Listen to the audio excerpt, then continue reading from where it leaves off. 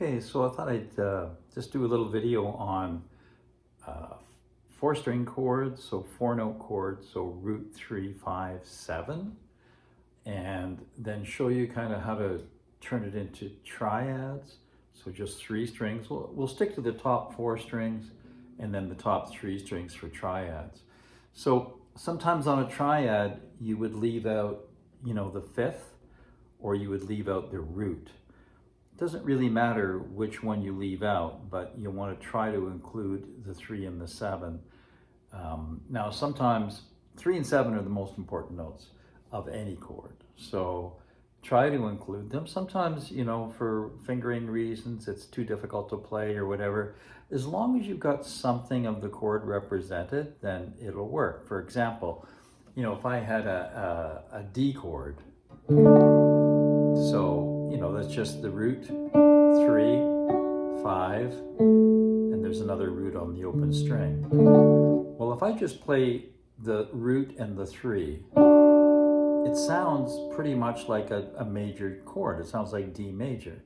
If I add the A, that's fine.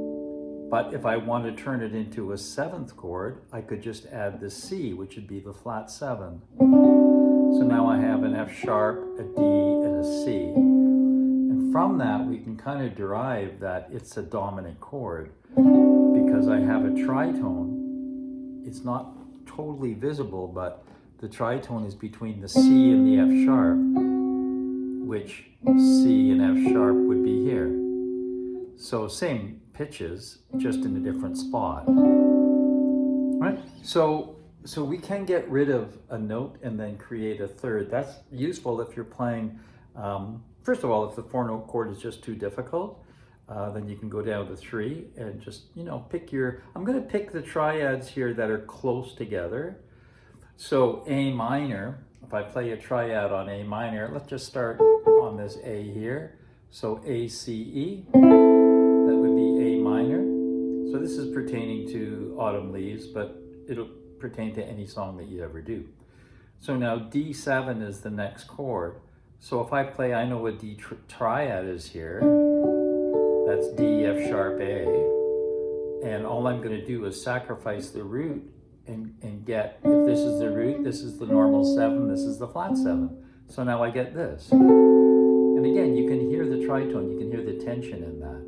And then G major 7, well, I could just go G, and then, the B.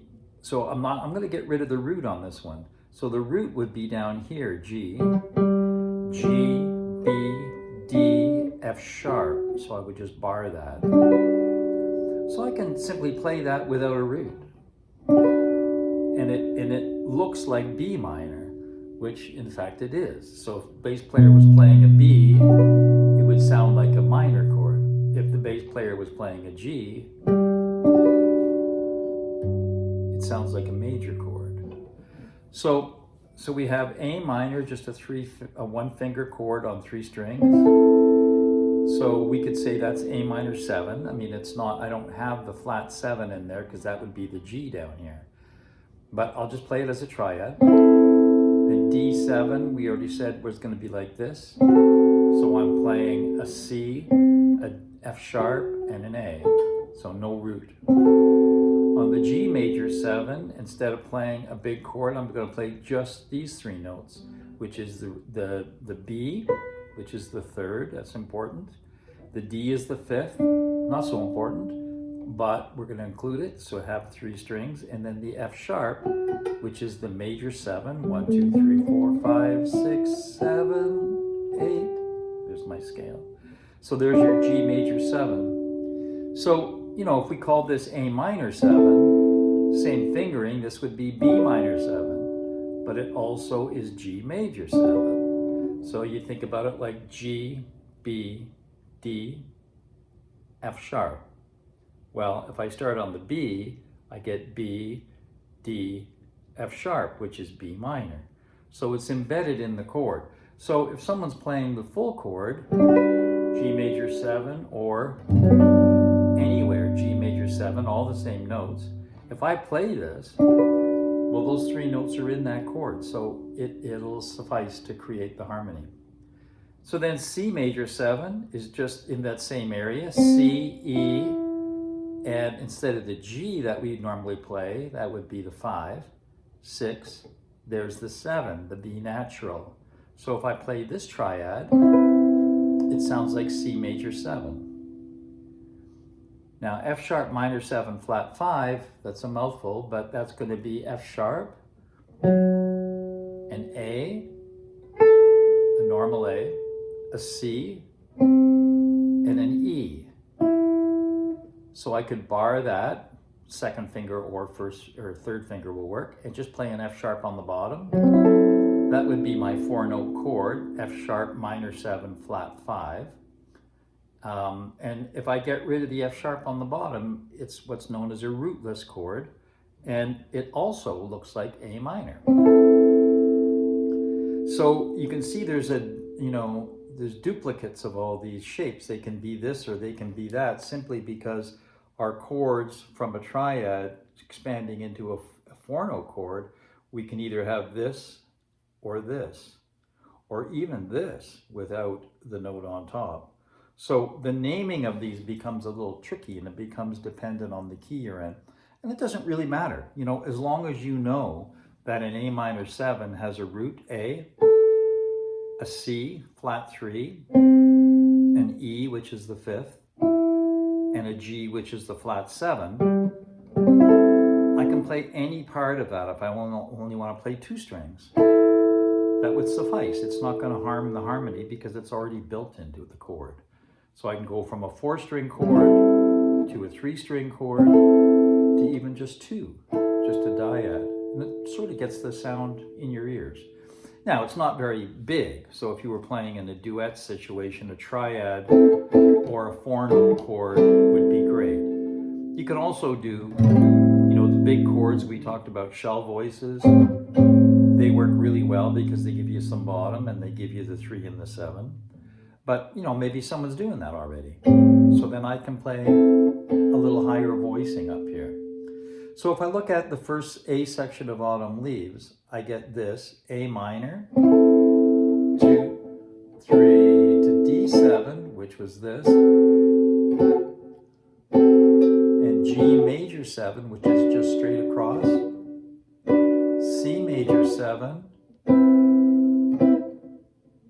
F sharp minor 7 flat 5, B7 becomes this. Now this is just like A7 down here, A7, B7, and then just simply E minor. So I would play E minor triad, which I'm sure you all know, just like D minor and the cowboy chord.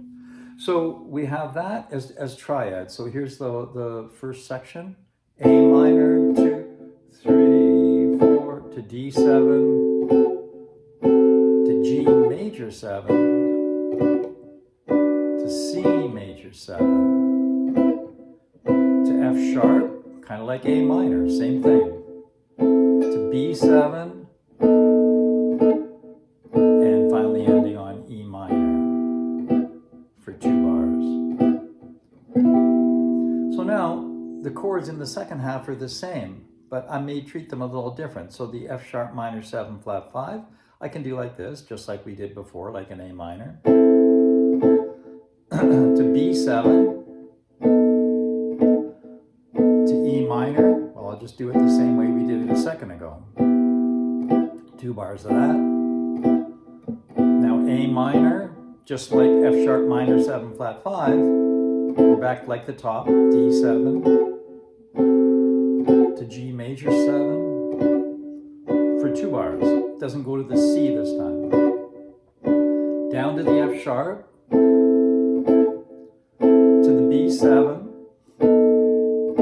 Now on the E minor, I'm going to go this E minor, so it's just 3 fingers in a row. And then it goes to E flat 7. So this would be my E flat triad, just down a fret. And I can play that, that'll work, because that's buried in a 7th chord. But if I want the 7th sound, remembering all I have to do is find the root, here's E flat, and can play the flat 7 instead, and I get that shape, which has the tritone and sounds a little tense. So it goes E minor, E flat. Now notice there's no root because I sacrificed it to get the flat 7. D minor, just like E minor, and then D flat 7 would be like that. So that little chromatic run, it's quick, so I'm trying to finger them pretty close. And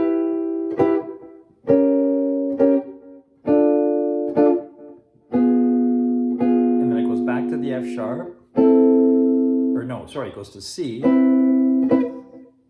B7,